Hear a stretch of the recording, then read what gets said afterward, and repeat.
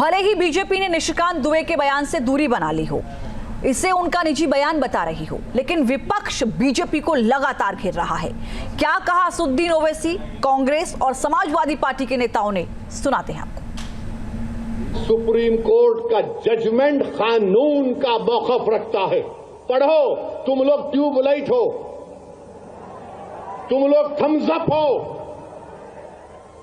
तुम्हारे दिमाग में एक ही बात बैठा हुआ है, नहीं मोदी है तो खुदा है। अरे खुदा था, है और रहेगा उसी का नाम।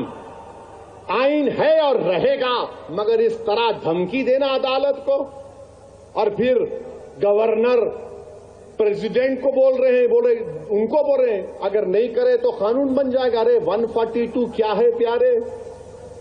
142 आइन का बनाने वाला अंबेडकर है।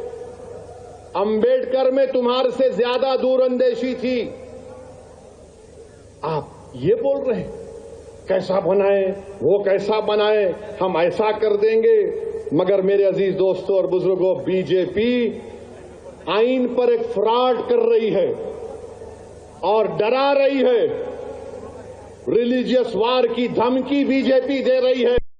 बिल्कुल गलत बात है। इस तरह से बात करना मेरे ख्याल से न्याय व्यवस्था ही के धज्जे उड़ाने की बात चली है।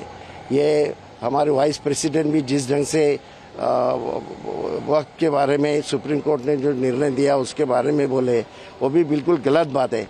ऐसा है कि आप एमपी हो क्या हो, आपको सारे अधिकार है, इसका मतलब ये नहीं कि आप न्याय व्यवस्था के खिलाफ बोलेंगे। यहाँ ऐसा है कि हमारी न्याय व्यवस्था ऐसी है कि वो गार्ड करती है यहाँ की संविधान, यहाँ के लोगों के हक, इसका संरक्षण करना ये उनका काम है और वो करते हैं। उनके खिलाफ इस तरह से वातावरण तैयार कर रहे हैं बीजेपी वाले। इस तरह की बात सुप्रीम कोर्ट के लिए कह रहा है। सुप्रीम कोर्ट ने असल मायनों में संविधान को भी बचा रहा है और लोकतंत्र को भी बचा रहा है। सुप्रीम कोर्ट अगर ना होता तो शायद इस देश के अंदर एनार्की हो चुकी होती और प्रजातंत्र खत्म होकर राजतंत्र शुरू हो जाता। एनार्की फैलाना और धार्मिक गृहयुद्ध फैलाने के जिम्मेदार तो ये वो तमाम फासिस्ट ताकतें हैं जिन्होंने हिंदू मुसलमान करके वोट हासिल करे।